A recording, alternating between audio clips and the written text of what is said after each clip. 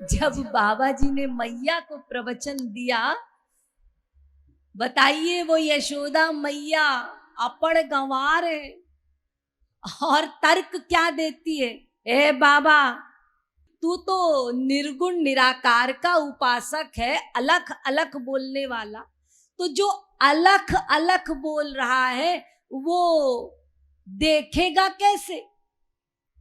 कैसे देखोगे भगवान को? यदि तुम उसको भगवान बता भी रहे हो तो ठीक है, लेकिन तुम तो अलख, लख माने होता है देखना, लखों, लख माने होता है देखना, तो तुम तो अलख अलख बोल रहे हो, तो लखोगे कैसे, देखोगे कैसे? ये तर्क दिया। तो शंकर जी देखिए आगे क्या कहते हैं।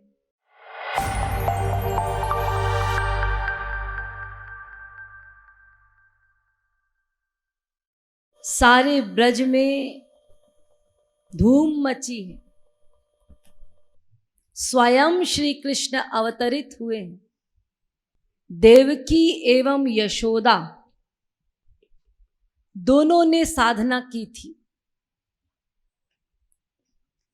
देवकी ने ये साधना की थी कि श्री कृष्ण मेरे पुत्र बने, बस। यशोदा मैया ने ऐसी साधना की थी कि मुझे श्री कृष्ण से वात्सल्य भाव का रस मिले, यानी वात्सल्य भाव का रस जब मांगा तो अंडरस्टूड है, वात्सल्य भाव देने के लिए पुत्र बनना पड़े। इसीलिए श्री कृष्ण जी ने देवकी को वात्सल्य रस नहीं दिया, बस पुत्र बन के आ गए और भाग गए। और कहां पहुंचे? यशोदा के पास, और यशोदा को संपूर्ण वात्सल्य भाव का सौरस्य प्रदान किया। तो जब छोटे से लाला प्रकट हुए तो अभी 2 ही दिन हुए हैं, और यशोदा मैया के यहां जो लाला हुआ है तो बुढ़ापे में हुआ है, तो बेचारी बड़ी सावधान है। बुढ़ापे में बेटा हुआ है तो लालन पालन में बहुत सावधानी रखती है, बड़ा दुलार करती है, कहीं किसी की नजर ना लग जाए, कहीं कोई राक्षस उठा के ना ले जाए। बड़े मायावी यहाँ घूमते रहते हैं और बड़ी प्रसन्न है, बहुत प्रसन्न है। मुट्ठी भर भर के दान दे रही है सबको, जो आ रहा है जो मांग रहा है देती जा रही। और तमाम ब्रज में धूम, सब बधाइयां गा रहे हैं, सब भागे भागे नंद बाबा के यहाँ आ रहे हैं, और नंद बाबा एवं यशोदा मैया भर भर के दान दे रहे हैं। इधर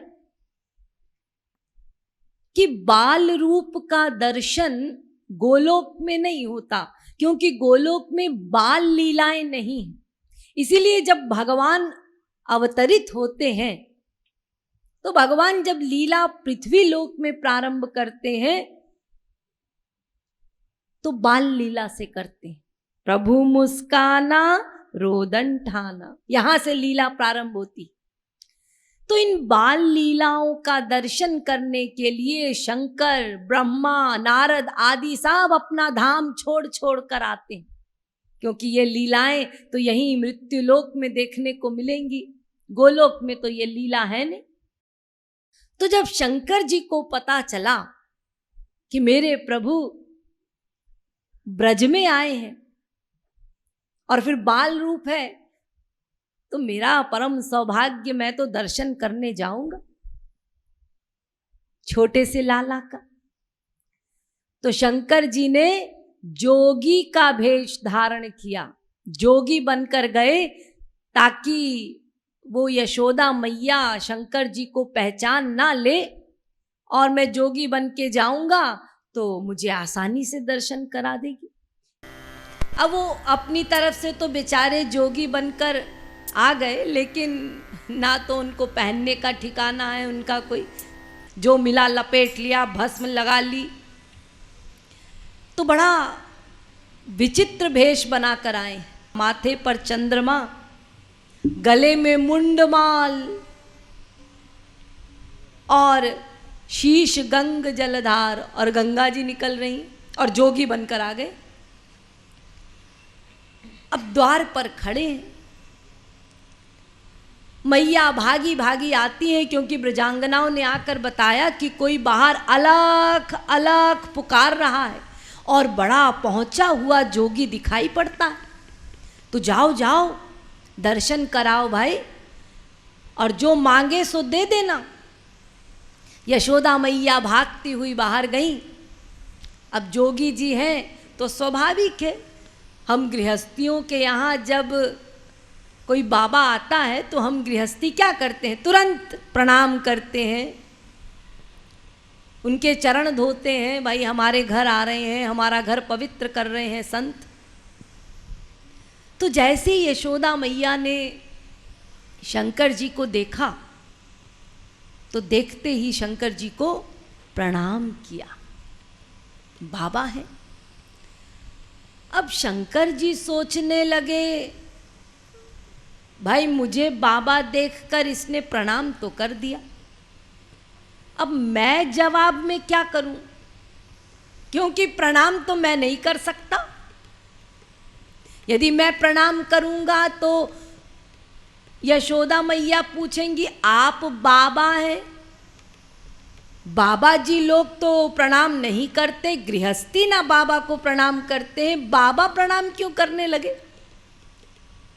और यदि मैं कुछ ना करूं तो ये भी गलत, क्योंकि ये मेरे ब्रह्म की माँ है, इसीलिए इस समय इसकी सीट मुझसे ऊंची। यशोदा मैया की सीट इन देवी देवताओं से, यहां तक कि भगवान के जो स्वांश हैं उनसे भी ऊंची। नो शक्रो न स्वयंभू न च मदन रिपुर यस्य लेभे प्रसादम। यशोदा मैया को जो सीट प्राप्त है, ना ब्रह्मा को वो सीट मिली, ना शंकर जी को वो सीट मिली, जो सीट यशोदा मैया को मिली। करोड़ों वर्षों से तप कर रहे हैं कि कभी हमें भी ये सीट मिल जाए, लेकिन वो बड़भागी तो केवल यशोदा मैया। तो शंकर जी सोचने लगे कि मैं आशीर्वाद तो दे नहीं सकता, क्योंकि जब हम बाबाओं को प्रणाम करते हैं तो बाबा लोग बदले में आशीष देते हैं। तो शंकर जी ने देखा यशोदा मैया ने तो मुझे प्रणाम किया, लेकिन मैं आशीष दे नहीं सकता, क्योंकि इसकी सीट तो मुझसे ऊंची, अपने से ऊंचे वाले को तो आशीष दे नहीं सकते। और यदि मैं कुछ ना बोलूं तो असभ्यता होगी, वो भी सोचेगी कैसा बाबा है, मैंने प्रणाम किया, इसने कुछ ना आशीष दिया ना जवाब दिया। तो शंकर जी ने सोचा चलो जैसे इन्होंने हमको प्रणाम किया है हम भी प्रणाम कर देते, बराबर बराबर। तो शंकर जी ने भी जय राम जी की बोल दिया, क्योंकि रामावतार हो चुका है, तो द्वापर में लोग जय राम जी की बोला करते थे।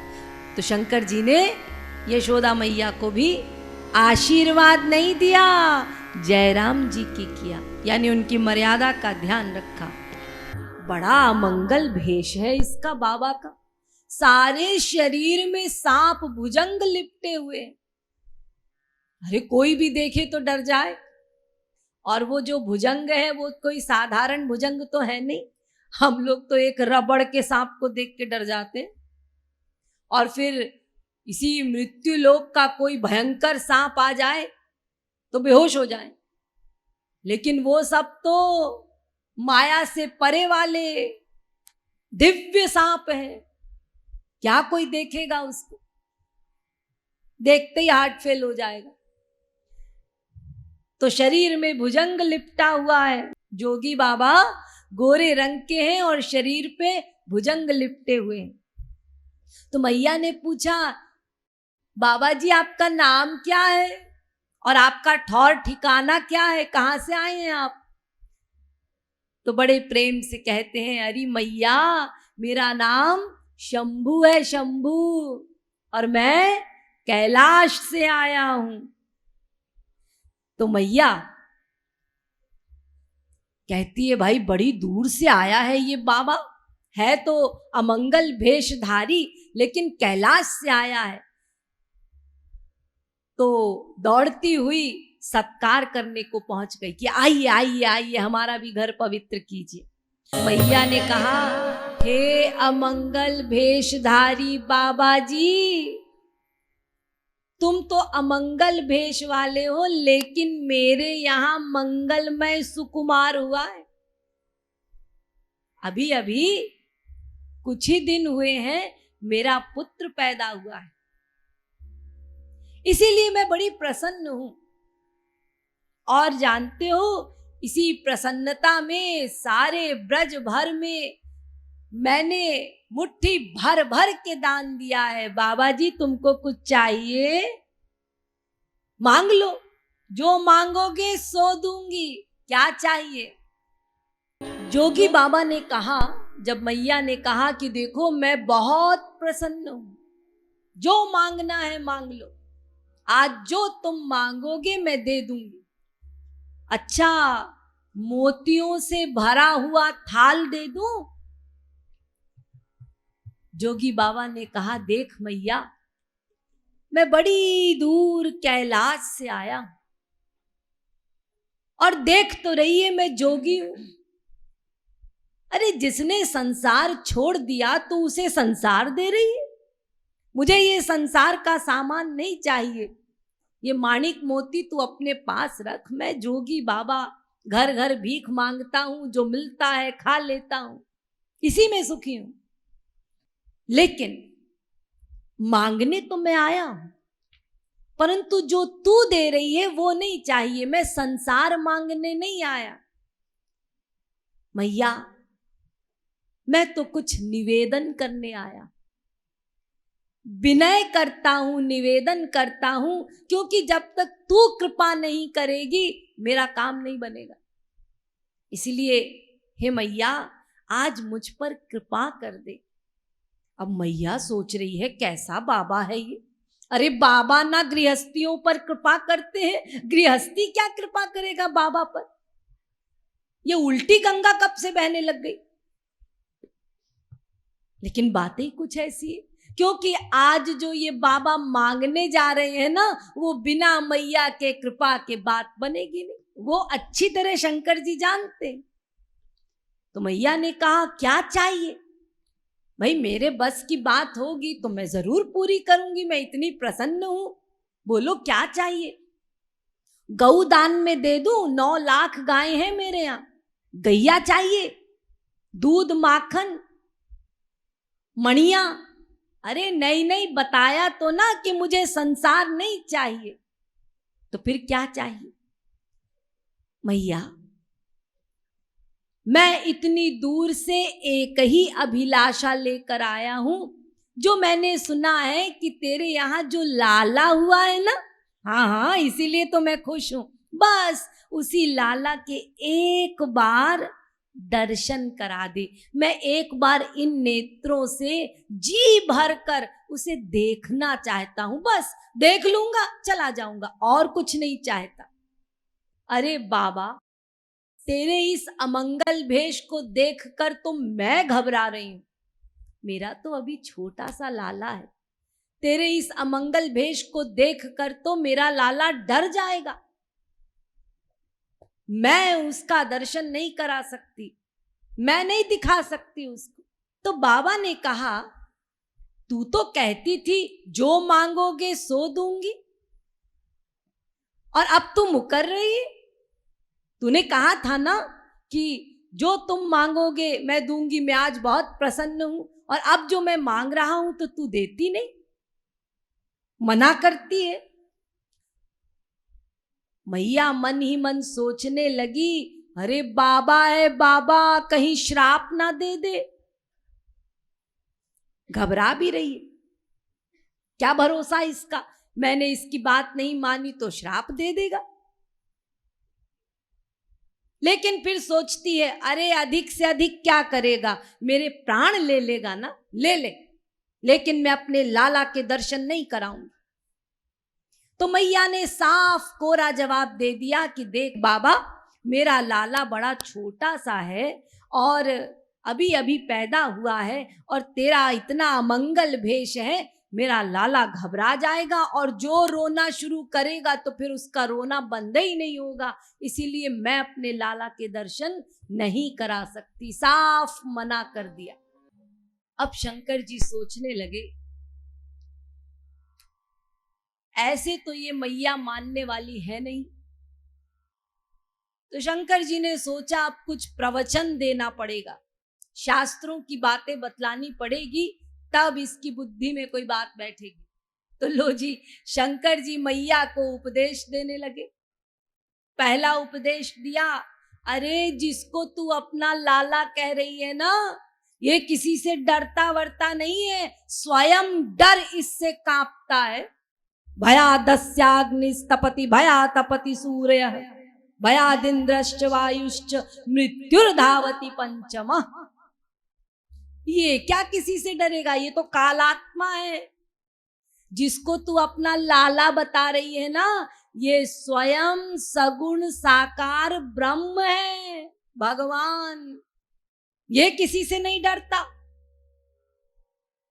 अब ये बड़ा बड़ा प्रवचन सुनाने लगे शंकर जी। मैया चुपचाप भोली भाली सुन रही। शंकर जी ने कहा, ये भगवान यदि चाहे अपनी भ्रिकुटी टेढ़ी कर दे तो प्रलय हो जाए, सोच भर ले सृष्टि का सृजन हो जाए, पंचमहाभूत बन जाए। संकल्प मात्र से कार्य करने वाला वो भगवान, जिसका सब कुछ कार्य संकल्प मात्र से हो जाता है, कुछ करना नहीं पड़ता, वो भला क्या डरेगा।